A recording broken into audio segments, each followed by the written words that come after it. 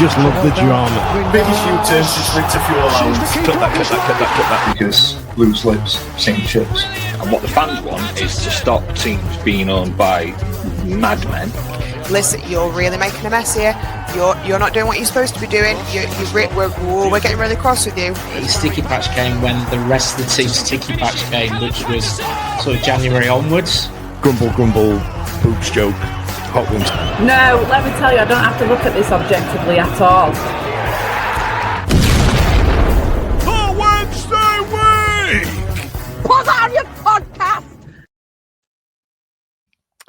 Hello, good evening, and welcome to another episode of the Wednesday week. Yes, it seems a million years since I've done one of these shows, and we're back for another episode, and we're going to try and, come back to what we like to call therapy, as Joel's comment, the first one of the evening, has said tonight. Joining me tonight, I've got Stevie, and I've got former child, now current podcaster, Blair Hardman.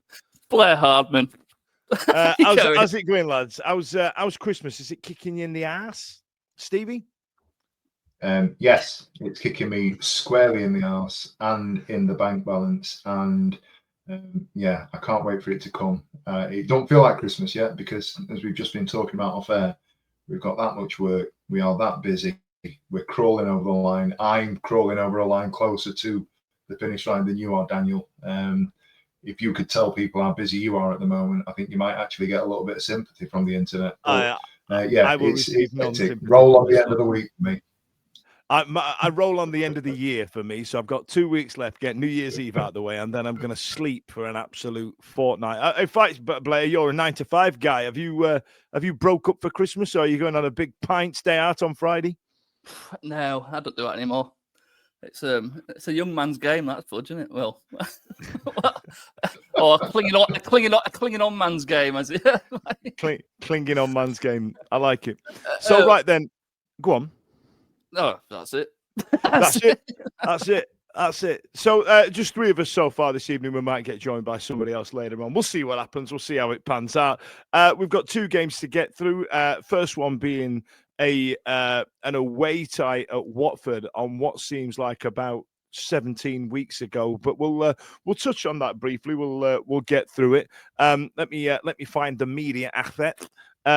We had a starting lineup in the return of Pierce Charles, Jan Valery before he went to AFCON, and then Iofa Cooper gets a start. Max Lowe, Amas, Ingelsson, Bannon, Jamal Lowe, McNeil, and Kadamarchi was the attacking force that day. Nothing much to talk about there, and I think we've probably said it 1,000 times. It all just depends on who starts up front, and that's pretty much the only rotation we've got. Weird game. Blair, nice to see Charlie McNeil getting on the score sheet. Nice little tidy finish. Oh, he absolutely tonked it, didn't he? It was a proper tonker. That you can't go wrong with that. But yeah, it turns out, what was it, 3 goals in 2 games for the lad. He's had a, let's be right, he's not been very good this season, but I can't be like hypercritical of players this season, performances and stuff, just because of the nature of the circumstances. But I don't think his level is the Championship, but the boy can finish, and when he gets a chance, he's put it away, hasn't he? So, yeah, came as a bit of a shock. Now, Stevie, away days have become a bit of an odd affair. There's something that people are clamoring for tickets for. People are wanting to get there and see it and be a part of it and see the lads and all the rest of it. But it was an odd one at Watford. What was it? It was like a Tuesday night, wasn't it, last week? And there was just little pockets of about 4 or 5 people. We couldn't get really any chanting going. There was the diehard fans there and stuff like that. But I feel like we're probably going to get into it later on. But this is something that we're going to see at some point going forward, isn't it? That these away games are going to be a little more poorly attended, to coin a phrase. It's an odd experience, isn't it? We alluded to it last week with the Blackburn game, and I was quite surprised at where we were with Blackburn because obviously it's relatively short in terms of distance travelled. It's not the worst place to get to, and it's a Saturday, so you'd expect that vibe and that buzz to be there and thereabouts. I didn't feel it. We didn't feel it at Blackburn. I know we're sort of talking Watford, but if you're this neck of the woods and you're getting down, I was never intending. There was no way I was ever going to be able to get to Watford on a Tuesday night with work commitments, and I'm sure there'll be other people that'll be in a similar sort of situation. It's one of those.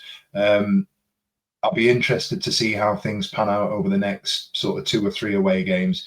Ipswich is probably, and I'll stand corrected, it's probably going to be the worst game that you'll try and get to in terms of away. So in terms of attendance, it's an absolute ball ache. I've never been, but I believe you have to go into London and then come back out to get across to East Anglia, which makes it a problem. I don't know if we're now on a trend of people going, I've had enough, and I'm a little bit tired of going. And it's almost like it is becoming a, dare I say it, even for us lot who pride ourselves on being really sort of vociferous and vocal, and we travel in numbers. It's starting to feel like a bit of a chore.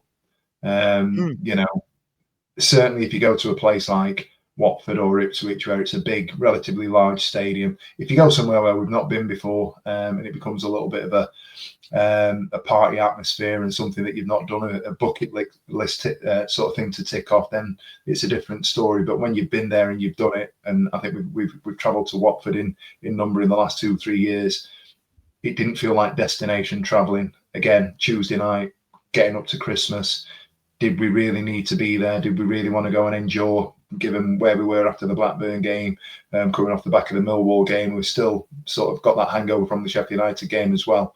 It didn't feel like it was one of those games where you had to be there, dare I say it. No, and that was the shocking bit about it, that we actually got some kind of result, Blair. Well, I mean, Watford missed fucking boatload of chances, so I didn't know where to be right. I mean, Piers Charles made some decent saves. He did. Two very good saves as well.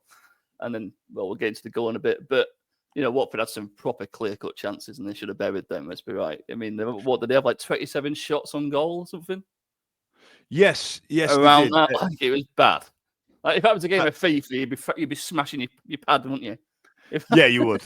Yeah, you would. Now, joining us right now is Stokesy, who I don't think's been on since we beat Doncaster at the start of the season. We're just talking off air then, Stokesy, that I think the last player that we were waxing lyrical about with yourself on air was Dennis Adeniran, that we'd signed an absolute baller in this player. Just give me a mic check, Stokesy. Just give me a 1-2, just so I can get your levels. 1-2. Absolutely glorious. Absolutely glorious. Now, as Blair was saying there, Stokes, Watford absolutely, I go as far as battered us, but they were peppering shots in and all the rest of it. And there was a good defensive resilience, and we were winding the clock out for what seemed like a million years. Them equalising was kind of inevitable at one point, wasn't it? Well, I feel like us conceding in every game is pretty inevitable, really. So it just feels like I'm just zoning out for the rest of the season, and just wake me up when it's next season and we can start looking forward to some proper football again. Yeah, there is an element of that, and like, you know, Stevie was speaking a lot there about whether is it worth our time going to the games. I mean, you know, I've got a season ticket, and getting up to Hillsborough to go and watch us get battered at home is quite low on my list of shit that I want to do. Yeah. You know what I mean? Like, I've got other things to spend my money on, and you know, I saw a couple of posts, Stevie, online of people starting to check out after the Derby game. But I tell you what, actually, let's get into that later on. But let's talk about this penalty miss, Stevie. What happened? We couldn't really see it, and I only really saw it until after the game.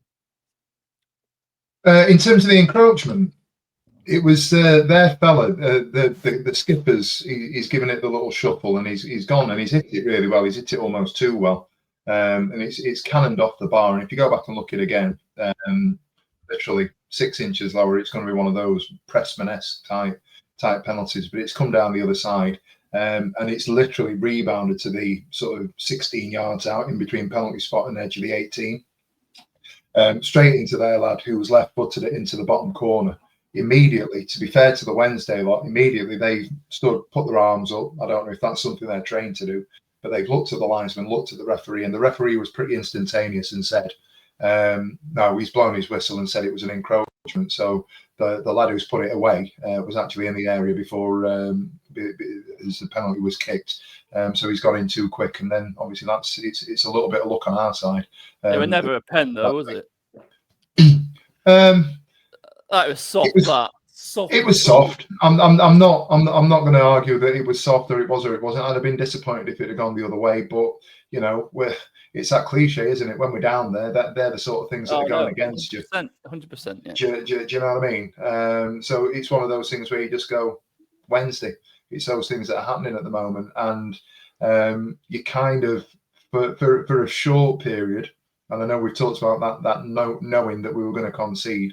For a short period, it felt like we might actually dig in and hold on there, because I thought we defended pretty well, to be fair. And it was only going right down sort of the end of the second half there when we decided that Jan Valery's going to take the ball, and instead of taking it into the corner, he's going to give it the old John Barnes in 1989 and decide he's going to go dribbling into the area. Ball gets turned over, and as soon as that ball's gone out, you knew what was coming. You just knew what was going to happen. You could feel it, couldn't you? 2 passes later, you're down there, and you're looking at the clock. And I've turned to the little ones on the sofa next to me, and I've gone, we're going to score here. And it's one of those things as well where I don't know what it's like for anybody else. If you're watching on TV or you're watching online, you've got the lag between the goal alert and actually seeing it on TV. So every time you watch pings, every time the phone goes, it's one of those things where you're going, I'm not going to look because I don't want to know. And it's another sort of minute, 90 seconds before you can give it a look before you go and have to see what it was about. But for me, there was only one way it was going to finish from there. As an NFL fan, I know exactly what you're talking about. Getting the text alert through that there's a touchdown before you actually see it. It's a nightmare. Yeah, you've got. But then again, it's always the adverts as well, with all the American foods that I really enjoy whilst watching the NFL. So all the stuff that's illegal to eat over here.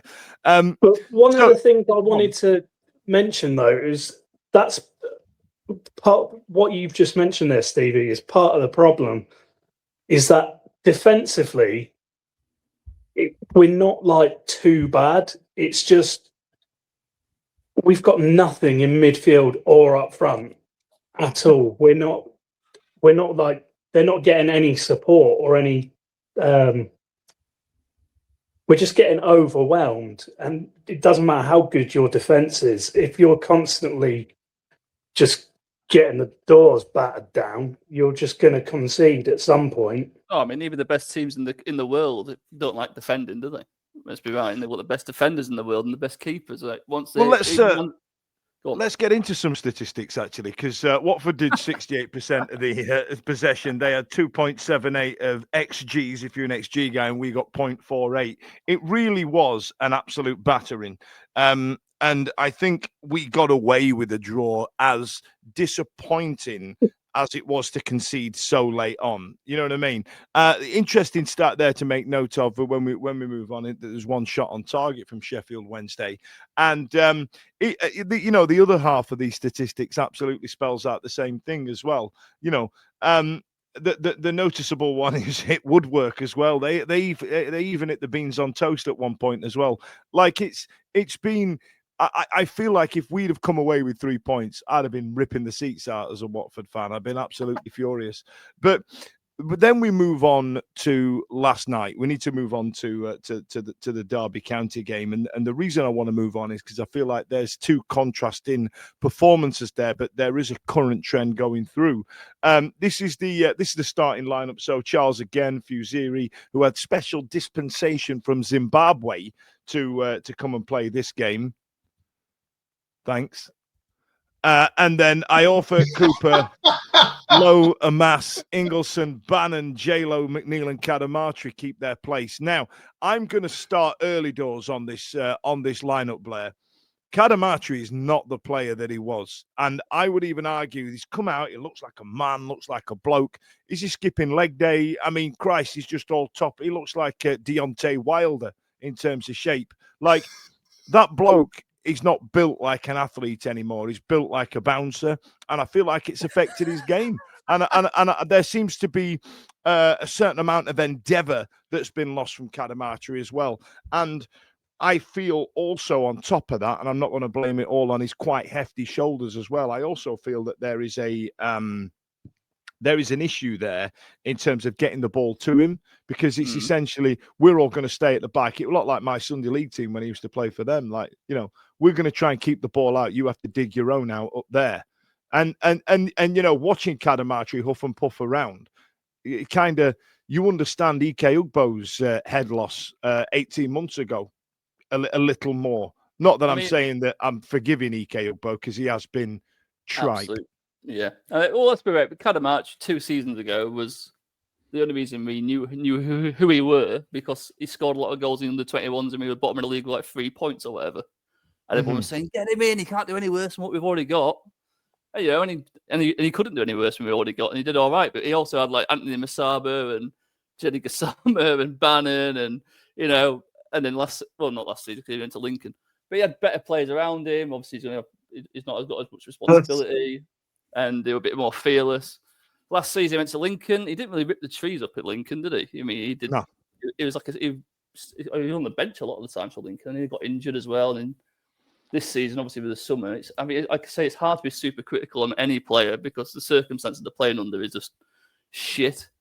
And do any of them think they're going to be there next season? With new owners, and they might not want to be there after they've just disheartening, like demoralising the season. They might want to just get a new fresh start anyway. So it's all in the up in the air, isn't it? Really, but he ain't the answer. I don't think he ever was the answer either. To be fair, his brother might have been, but that's gone now, isn't it? So. Just simply for me, he's just not good enough technically for the Championship. I think that's it. That was in depth, that, Stokes. Thanks, man.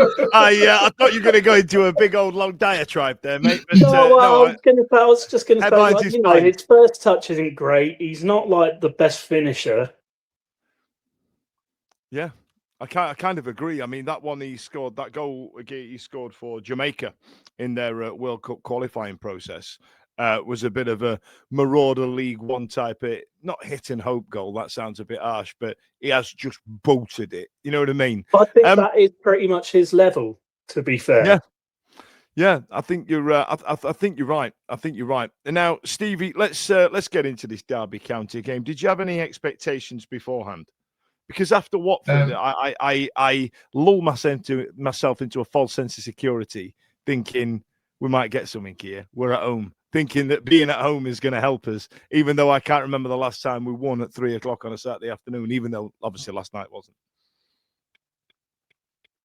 I didn't. And do you know what? I kind of went into it thinking we'd do well to maybe get a point and keep things tight and see if we can hit something on the break, because at the moment, that's as good as it gets. That's all you can hope for. And then, bless him, Ash did a great hello from the other side Saturday morning with Chris Holt, the Derby lad, who spoke really well, by the way, about there's some great insight. And I know it's after the fact, and it's a little bit of a plug for the preview show that we did.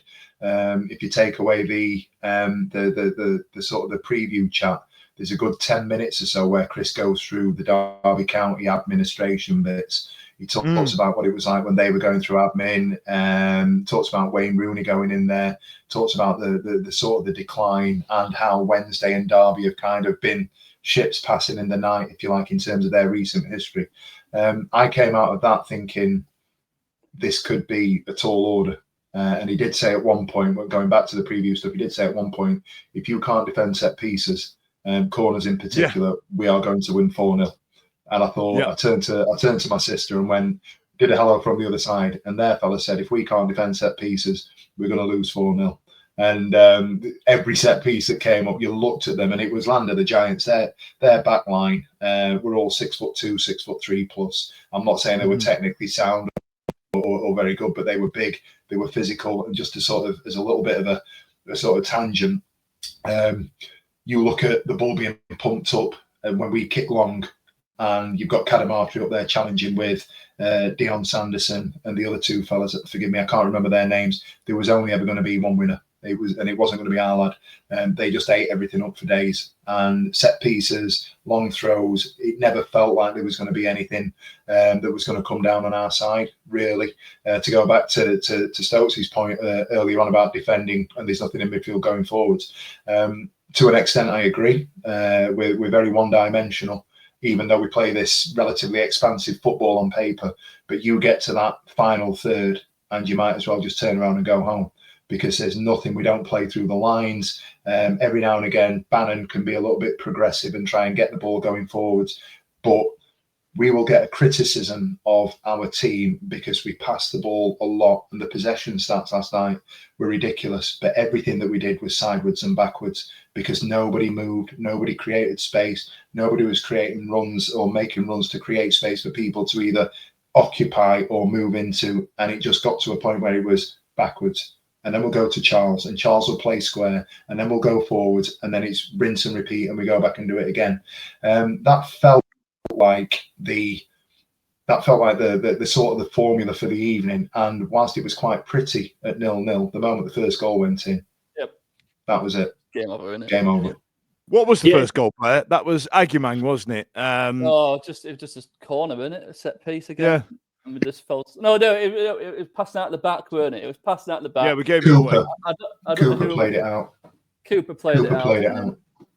I think it was Ingleson, wasn't it? Yeah. And you see it time and time again this season where I think the first goal's always been something really simple. And I think, God, at least make them work for it. Because, like, do you know what I mean? Like, we've got such a disadvantage already going into a game. And then they pretty much give them a goal every game at the moment. It's really poor. But again, is it tiredness? Is it also something like, Steve, one about Derby there? This season's unique where the three relegated teams aren't parachute permanent doing it, are they? They're not top of the league like normally. They normally win away with the league.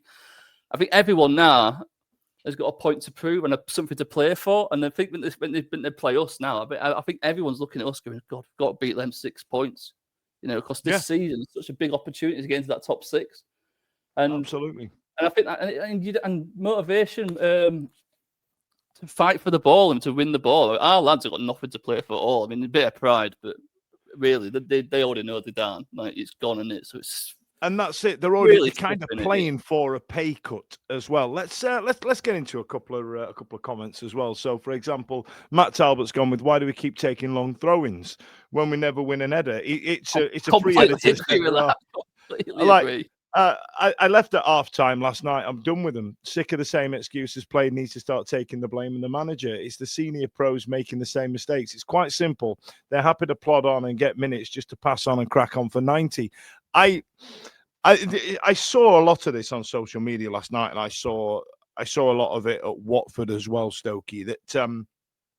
That there's like I don't know, there's a bit of a shift, and I hate to say it, but it's since the derby, since we got absolutely battered by Sheffield United, and we were abject, and we've been reticent to slag off the players and slag off the manager, given the difficult circumstances that they're working under.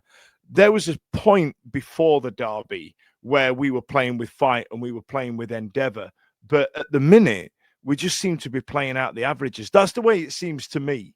Am I being overly harsh? Am I getting carried away because we lost the derby? I'm not so sure that is a player effort problem. I think that's to do with the system that we're playing. Everything's so rigid. But like Stevie was saying, we don't play in between the lines. We don't do any of that because our defensive structure relies on us staying in this sort of rigid system. So we're not making any like creative moves with the ball. Mm-hmm. Does that make sense? Yeah. I agree with you. And then, there was points here, Stevie, where Matt Talbot says at one point Pedersen was shouting, asking them to get back. Not a single player looked at him or listened. Is morale that much on its arse? I don't know if morale around the team is or around the camp is. There's definitely morale in the stands, in the fan base on the hashtag. We're all starting to, and you can feel it now. And I've got real mixed feelings about it. The Pedersen, I won't call it a witch hunt, but there's definitely movement now to sort of question where Pedersen is and what he's doing. And I know that I can't remember who it was. It might have been JK that put in the chat last night. Forgive me, James, if it wasn't you, but somebody had mentioned at what point do we start questioning. In fact, I know it was Ryan Goodinson online. At what point do we start questioning? What's the point? No manager could turn this around. No. So, sorry. At what point do we turn around and go, yeah, we're poor, we're shit, we're bottom of the league, but 1 win in 20. We've got to be asking questions. Go back to the point that we've just made about the parachute payments. Teams that are coming down. There's nobody other than Coventry really running away with this league, and everybody can beat everybody else. That's because it ain't a great league. And despite of everything that we're looking at, Wrexham have come up, and everybody expected them to be in and around bits. Birmingham have come up as big spenders. They're mid-table sides in this championship because that's the sort of level that it is. I don't think it's a strong championship at all, and yet we're being left floundering, with what we've got. To go back to the point around the manager, at what point do we start looking at? And it's me being playing devil's advocate. At what point do we start looking at it and going, he's got to take a little bit more accountability, and there's no more free passes coming. I personally, he's come in, he's decided he's going to stay. I think you can go back and look at things that were probably said in July, August time. I would wonder whether or not, if he'd have known how hard it would have been when he said he wanted to stay, if he actually would have still stayed. I think the whole process is taking longer. And, there's a few more skeletons in closets and a little bit more in terms of the problems we're going to have to sort of overcome than he realised. And I don't know if that's playing a factor into what's going on behind the scenes within the club. But I absolutely feel that the morale that you've talked about, or that we're talking about, isn't necessarily what it was 6-8 weeks ago. Yeah, I think definitely a drop. I think the part of it about Pedersen knows, but I firmly believe when a new owner comes in, Pedersen will, in the summer, be relieved of his duties, and we'll get a new manager in the summer. I do believe that. I do firmly believe that. And this is the thing. Why? Yeah. Well, one, because, as we're saying now, the results are poor. I mean, I can't be too critical on him because of the circumstances, but, Statman will go, you're poor. You've just said it's a poor league this season, and you're still crap.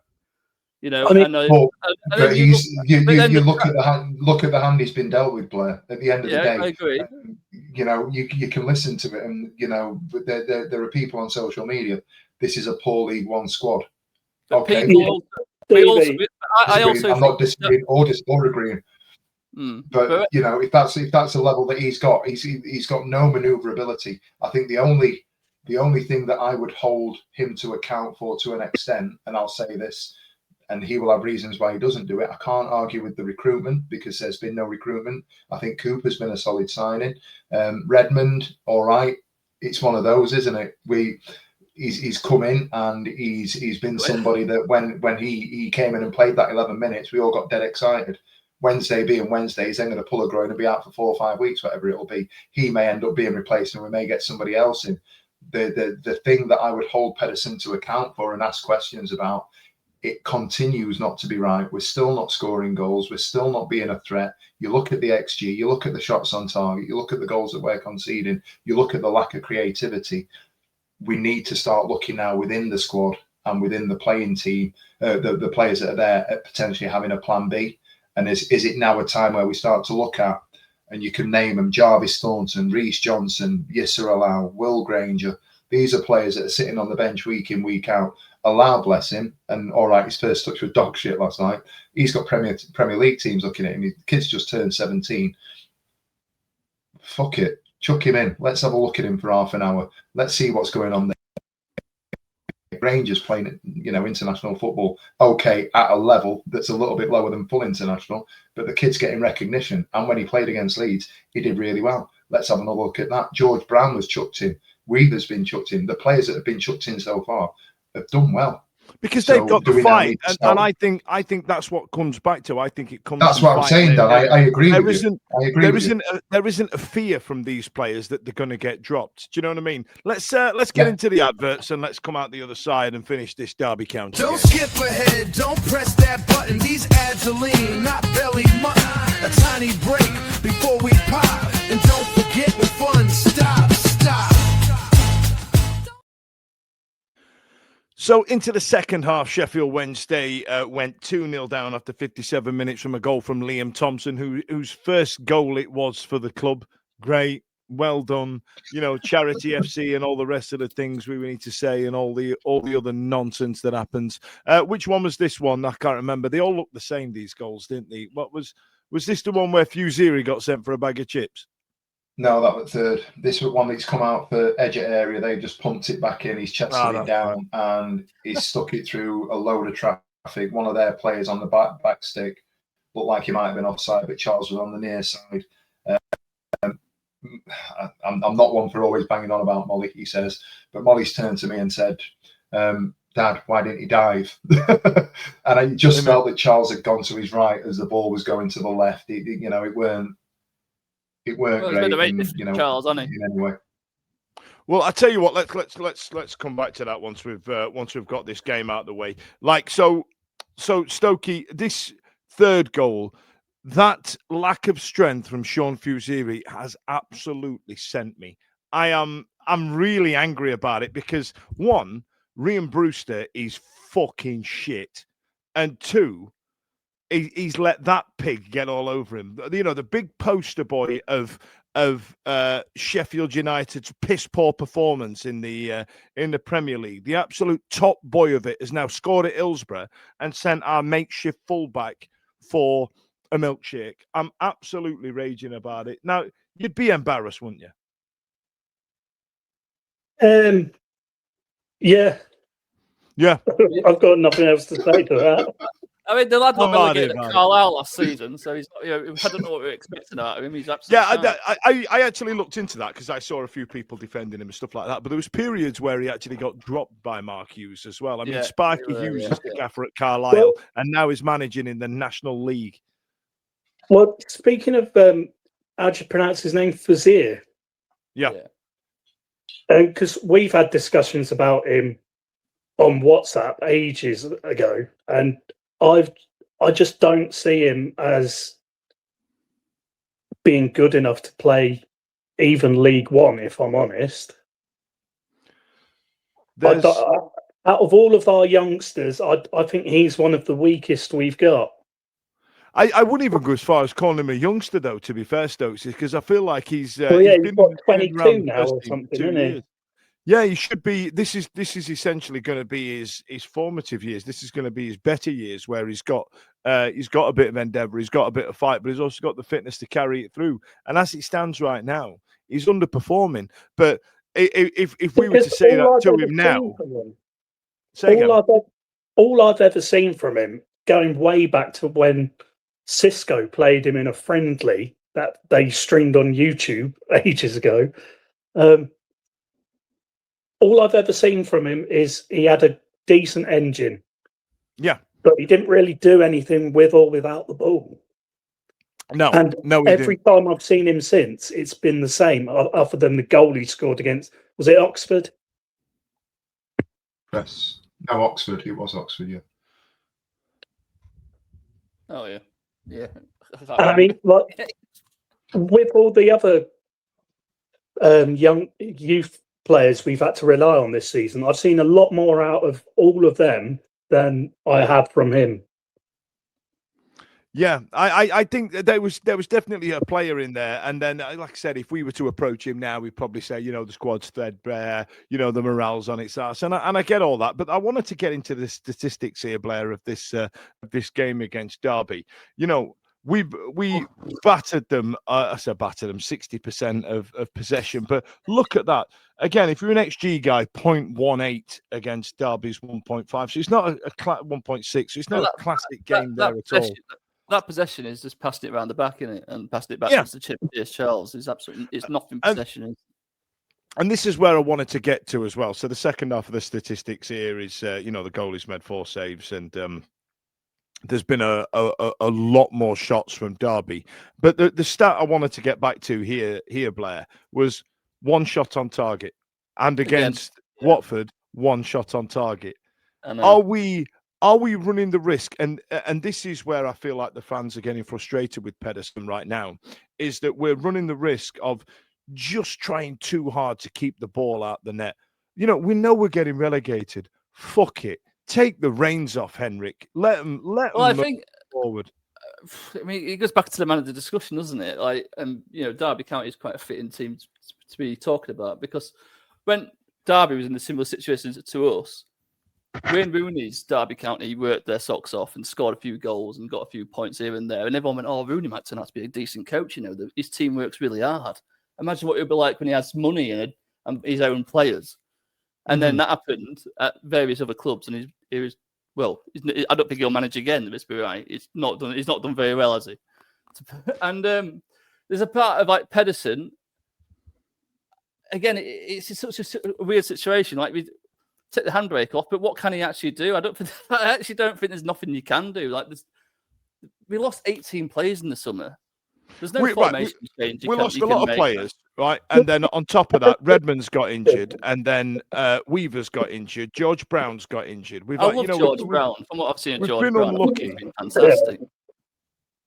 But earlier in the season, we were like making chances. They weren't playing 3 games a week though. Then were they? Fanti was getting in the box and getting shots off. I mean, okay, he wasn't converting them, but he was still getting there. Yeah, they were flying into Rosehead, but he was getting them in. Again, but like, it's ever since the 3 games the weeks kicked in late September. Ever since that started. Look, fatigue is going to be an issue. It's going to be an issue, and there's a lot of questions going to be asked about Pedersen, because 2 shots in 2 games on target. I agree. It isn't very good. And Matt Talbot's nailed it here by saying, "Wasn't Pedersen the attacking coach last season? If so, I'm not so sure I believe it." Which is we haven't spoke about the corner stat yet, have we? 102 corners this season, right? 0 goals. Dan, is that stat right? 2 shots in. Yeah, 2 shots on target in 2 games. That reminds me of, was it under Carlos where we had the 5 shots in November? 5 shots no shots on target. Yeah. 5 shots off target in November. Yeah. Brilliant. I remember that actually. That was when we actually did have a team. Yeah, and that's when we were good. That's when we were good. But yeah.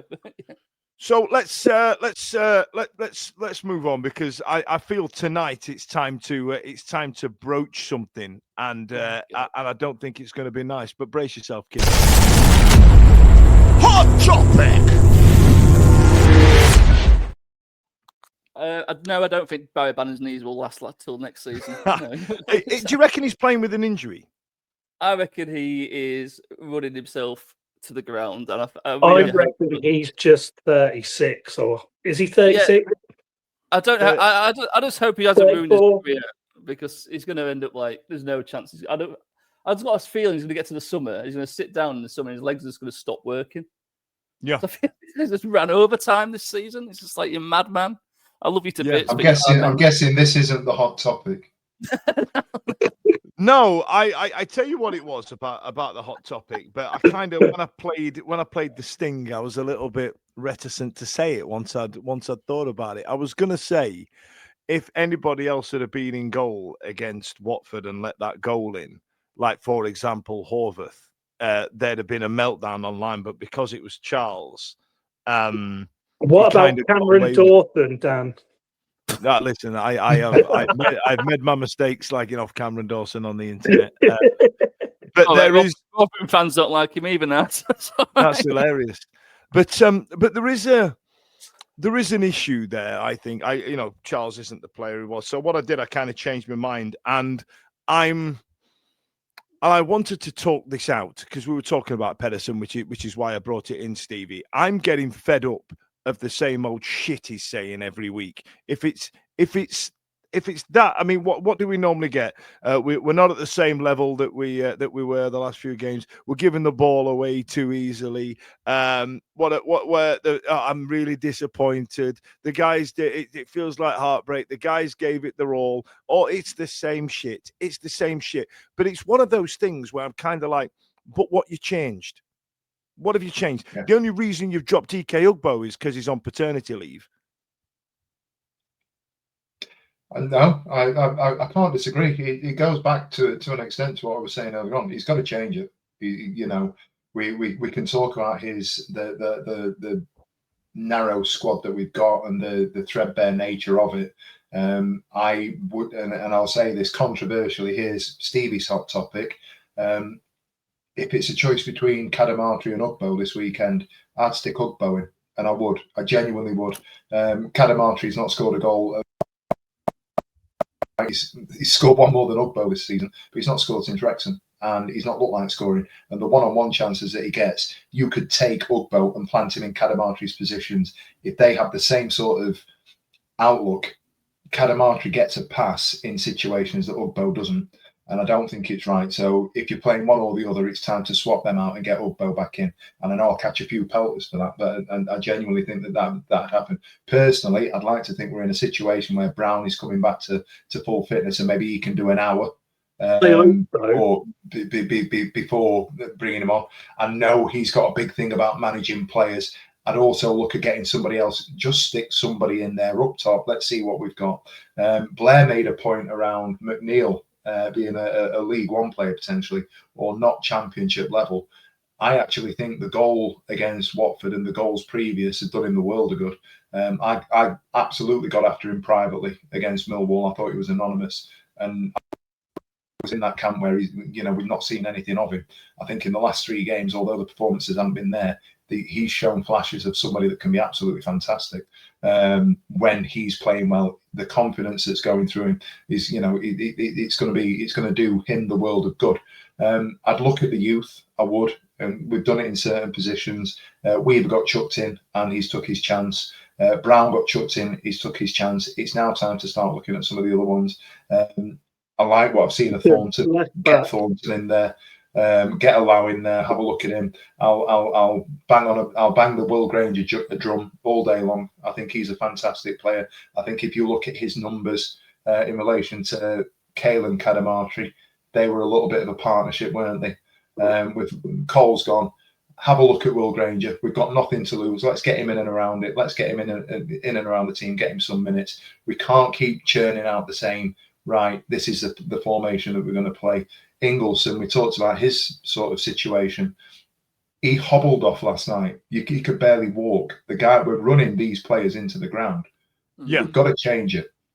Yeah, and I tell you what, Blair, the question that comes out obviously is as we talk about something like this, but Bob Bennett has said, change it to what? Taking the reins off Shite ain't going to turn him into Man City. I appreciate that, Bob, and I appreciate. I'm not talking about changing personnel because we're not in that position. But whatever he's got them playing, whatever reins he's got on him in terms of keeping it tight at the back and playing these wing backs and all the rest of it, it ain't working. It ain't working. Iorfa can't play in a 3 because they don't know who's marking who.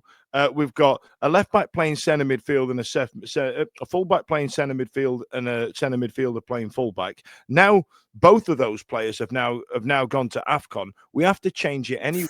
Why? You know what I mean? It's unique circumstance, isn't it? Because in any other season, if a manager goes on this run, he gets sacked, doesn't he?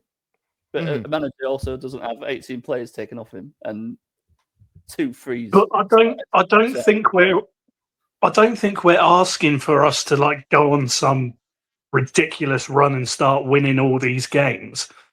We're just asking to see a little bit more. Something else. It can't happen. I physically believe it just cannot happen. I don't think anyone could do anything with this squad at the moment. I think it's that fucked. I think that's if you look at Jay Boswell's comment on screen now, there it says, to be fair to Emerick Pedersen, what can he say? They are a very shit.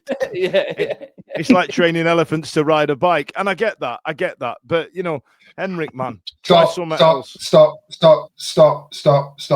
Can you go back and do your accent? Since the chairman's gone, We've lost the accent. Can you go back? Put that comment back up. Put the comment back up. He's Italian Can you now, do that? apparently. They are very shit. Do it again. No, what it was, I gave it an Italian accent because I think he's put a misspelling in there, and he's written R-A, right? So he's going, they are very shit. And this is how this is the genesis of your Henrik Pedersen. This is how it comes about, right? Jay Bloggs Yeah. is gonna claim all sorts of wins on that, isn't he? Right, hypothetically, our players end up with getting frozen pizzas when they're unveiled at Hillsborough. Yeah, that's it, innit? That's it. Hypothetically, right? If a new owner comes in before January, we know by it sounds that the fee restrictions are going to be to the end of January 2026 rather than 2027. Would you, as a new owner, sign players to sort of like waste money in January just to get you over till the summer, or would you just see how it just let it peter out until? That's an interesting question, Blair, because you can get freeze, can't they? He's got but we've still got a 7K limit. Now, the issue that we've got is, do we chuck good money after bad, essentially? Because we're not going to get any top-end League One players because, as it stands, they'll be playing at the top end of League One, probably on better money. We've still got that 7K wage cap at the top of the at the club as well, at the top end of the earners. So to get players over the line aren't going to be future-proofing players. So it's just going to be a bunch of also-rans that might fancy a run out that might come good if we get some frees. Like Nathan Redmond is a great example of that, right? I feel like a couple of people might come in the door, but I don't know how the administration restrictions work, depending on where we are with the takeover and the rest of it. But I think it's a solid question. Kieran Mallett has gone with Fusiri has got Palmer vibes, 6 out of 7 out of 10s every week, but you can't deny his improvements since playing in the first tean. Palmer's actually a good footballer, though. Right, you two can go and have a kiss behind a bike shed or something like that. And then Matt Richards has said, bring it in Claudio Ranieri. Look what he did with the players at his disposal at Leicester, won the league. And then this is where we've got to now as a fan base. And Stevie, this is what's happening here. This is what you're doing. Rob Shirley's gone without a put Ugbo on at half-time last night. Cadamartri is in the Ugbo camp, and that's why we're all so excited about George Brown. He scored in a game where we won. He showed some endeavour and some fight by leaving that Portsmouth fullback on his ass, and the other two can't get anywhere near it. They don't have. You know who you haven't even mentioned there? Go on, Jamal Lowe. Jamal Lowe has been shite for a long time. However, with Jamal Lowe, right, and I tell you what, Stokey, I'll come to you about this actually. So, Jamal Lowe's an interesting one for me because I think in there these are the players starting every week. In there is a player that's got a lot more fight and endeavour. Let's say the most amount you can give is 100%, right? I think Jamal Lowe, in terms of fight, gives minimum 75. Ike Ugbo's on 15, and that's why I prefer him in the team over Ugbo. You know what I mean? I feel like he's Danny still Roll just as effective. Well, I agree, right? And that's why we need to change something. Like, do we try pushing him out wider a little bit because there's pace there and there's a desire to get to the ball. I just feel like his confidence in front of goal is on its ass. So why don't we use that pace and fight somewhere else as opposed to having him up front where he's got Cadamartri and his spindly spaghetti legs, his Deontay Wilder physique. Just trying to barge people over, skipping leg day. Let's have him bombing down the wing and in the byline. You know what I mean? Where are you with Jamal Lowe in terms of our strikers? Well, my best mate is a Pompey fan, and he believes the sun shines out of his arse. And I feel like I want to take him up with trade descriptions for that. He's a good player, but he's got a level, and I think, especially when you haven't got a good team around here, you're not going to reach that level. Well, yeah, I know, but I feel like when he was playing under Danny Roll, what we had was a part. You know, we spoke a lot on this show about not getting too good halves of football out of Danny Roll, and the first one was usually spent battering teams down and chasing things down, and then changing it at half time, and then bringing on players like Masaba and Gassama to try and change it up a little bit. And Lowe was always the first half striker, and he would go battering down, and there was fight and endeavour to, you know, don't get me wrong, he still didn't score any goals, but he put the shits up the defenders a little bit, and I feel like that's what he offers, if I'm picking positives.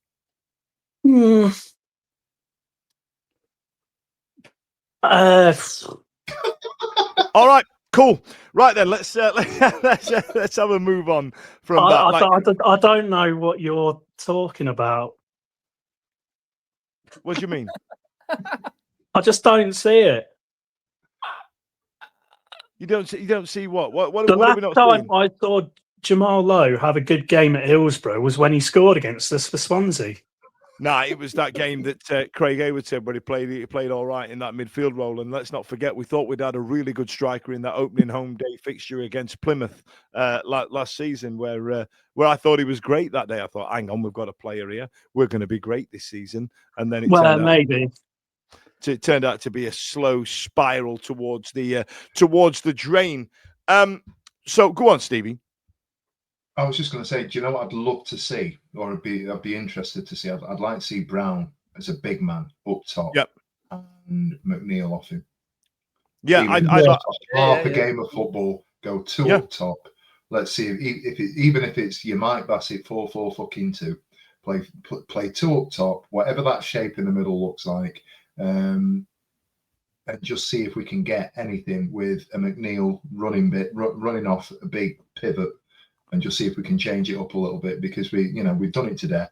We've managed to do 52 minutes on these two shit shows of games, but the sort of overarching theme this evening is what we've got at the moment. For whatever reason, we recognise it, but it ain't working. And I think we're coming out of it. This episode of therapy, if you like, recognises that we need to change something. Yeah, McNeil. Also, with that, I'd quite like to see Johnson on the left. I'm not against it. Do you know what? Somebody put in the comments earlier on that when I talked about the youngsters coming in, that they felt that some of them might look a little bit lightweight. Yeah, I agree. You look at them; they are boys. You know, Weaver's a young man in a big man's body. George Brown is a unit. These are big, strong boys. Whereas your Johnsons, Thornton looks a little bit slight. Allow is 17, for God's sake. I teach kids at school that are young, that are older than Allow. Do you know what I mean? Granger's the same. These are kids that are going to fill out, but protect them, do it in the right way. Let's manage it, but let's get these kids some minutes on the pitch now just to change. The thing is, Johnson's 19 though, isn't he? So I think we're getting to the point now where he has to be sort of ready to make some sort of step up. Yeah. And out of all the I appreciate it's a very small sample size. Out of all the youngsters that I've seen so far this season, he's one of the ones near the top that I reckon we're probably going to have in our first team next season. Will Granger Brown and Weezer. Just on that point, though, we're now in that situation where we're talking about who we want to see, and we can have that conversation now. You'd say Johnson, I might say Granger, Blair might say. At least we're having that conversation. We're recognising that it's time, in our opinions, to do something a little bit different. And I don't think that's a bad thing. I think that's actually we can't talk about rotating players out in terms of big money signings that have come in, or the experience that's come through the door. Yeah, we've got that, but let's start getting some of these older heads that we're inevitably going to get. And in that second half of the season, we know where we're going. So let's just see if we can get some minutes and get people giving a little bit of advice to a Johnson or any of the other youngsters that we've said. I agree, but the sad realism of being a football fan these days. But you throw these youngsters in, they lose another 10 games in a row. They have semi-okay games, and there will be a portion of fans who are good and they're not good enough, and that's just the way it is, isn't it? And will that do their conference any good? I don't know. Yeah, so one of the one of the big conversations back on what you were saying there, Blair, about the chucking the kids in against Leeds. That was chucking them to the absolute wolves. That genuinely really was.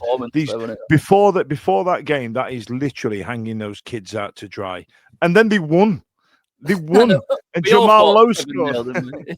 and that's where we get this. That's where we get this from. Now we've had Matt Talbot saying I thought Sikera looked good, and he scored an absolute beauty of a goal. Ernie Weaver was outstanding against Pompey, telling Bruno Fernandes looked good, didn't he? Let's just start shouting fucking players, shall we? Like a pub chat. Jesus Christ, shut up, man.